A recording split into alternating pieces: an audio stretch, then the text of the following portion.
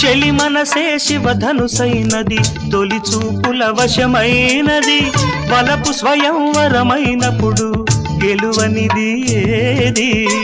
ఒక బాణము ఒక భార్య అన్నది శ్రీరాముని చిరయసమైనది శ్రీవారు వరమిస్తే సిరులన్నీ నావి తొలి చుక్కవు నీవే చుక్కానివి నీవే తుదిదాకా నీవే మరు జన్మకు నీవే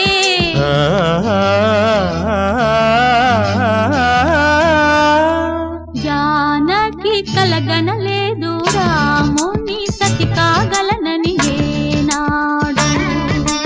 రాముడు అనుకోలేదు జానకి పతి కాగలనని ఆనాడు